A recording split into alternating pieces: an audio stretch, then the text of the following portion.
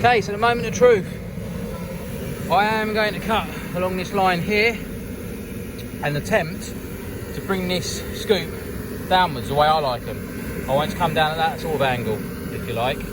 But I want to see if this makes it floppy by cutting this, because I'm not 100% sure because of the swage line. Plus, I'm not a bodywork guy.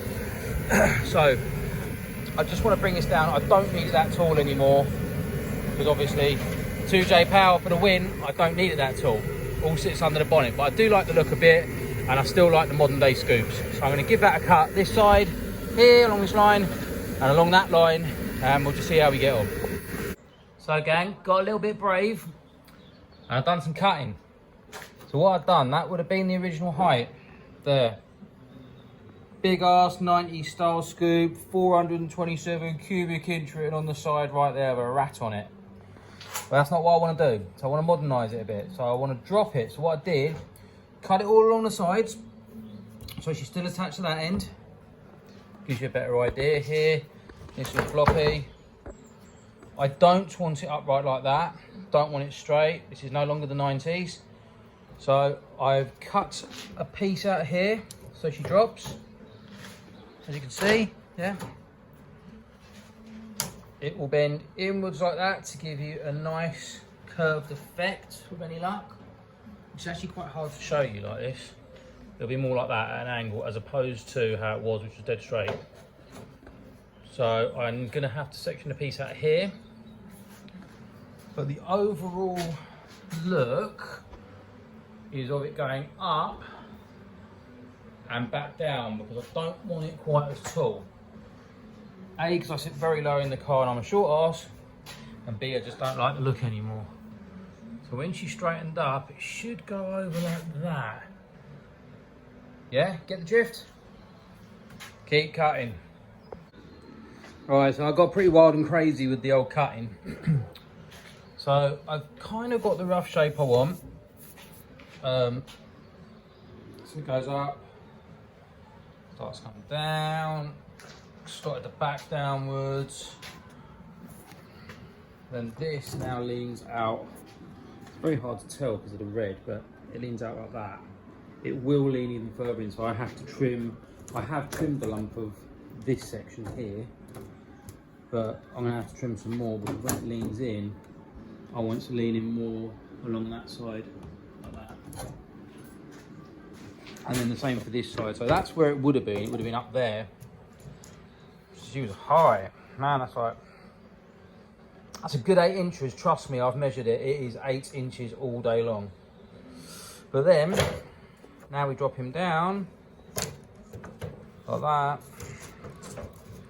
And it will give you that kind of look. I may have to end up trimming downwards here, I think, to get it a bit more rounded. But then when I'm holding it, I can get the roundness, obviously I can bend it, but otherwise it's quite straight, it's quite flat. And as you can see, I took these cuts here, which is a big mistake. I mean, easy enough to fill in, but I did that in hope that this would bend, and no, it doesn't bend, so don't ever do that. But yeah, aside from that, getting there, it is one hell of a messy ordeal though. I don't recommend this to anyone. I am literally just using this bonnet as the mould for the carbon, and then that's that. Alright, till next time. Right, so I got down here today, attempted to fit up the bonnet in the shape that I wanted. So with the help of Justin, I've managed to now get it to go up and down. I'm kind of enjoying this bracket's just held on just for the moment from the outside. We've managed to lean it inwards as well, as you can see, and then fasten down one side, but I haven't got the right size rivets. So as you can see inside, there's some brackets that I just knocked up. So just basically a piece of soft alley, just pung that in there from in there, and then I'll basically fill all the insides in. Just a lump of wood at the back just to hold this up. And then if I go inside, you can see there, that's the bracket holds up. So it's going to probably be another, obviously one that side, and then I'll do another 2 along here, and then start filling. But the shape is pretty well there. Right guys, it's Sunday afternoon. Going to make a little bit more progress hopefully on the bonnet. I wanted to show you a few things. So I use this size rivet. Unfortunately, although it looks a reasonable size, indeed, goes through this plate. Plate goes there, pulled straight out.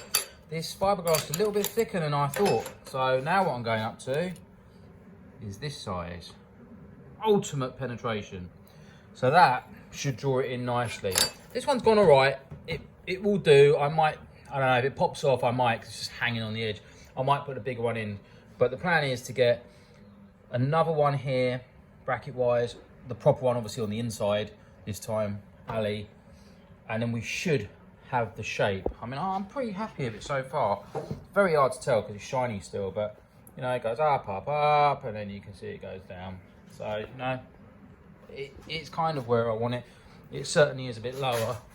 If you look from the front, you can see it definitely does taper down. That does look a bit wonky actually, to be fair. But the back's not propped up. That's what a lot of the problem is.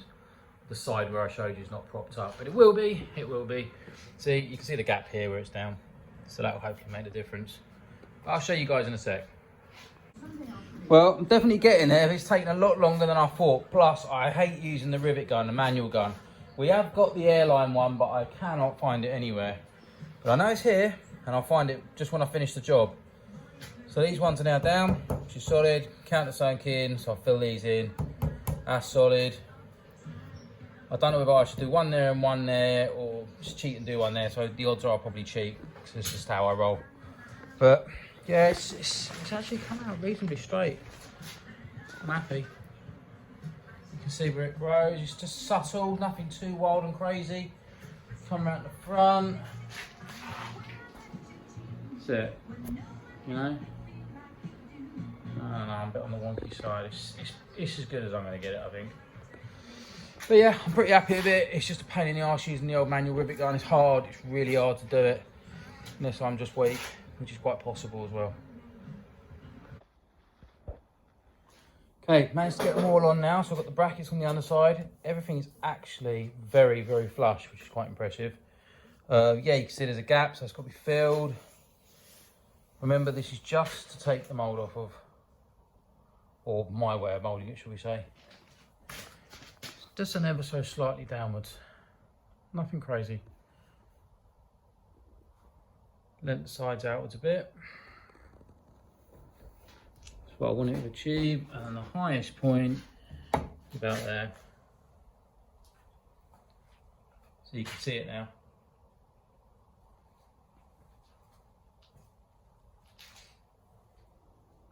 Like any of these moulds, are only as good as what you're taking it off of, and unfortunately this is a little on the Ripley side. No, she just is wavy.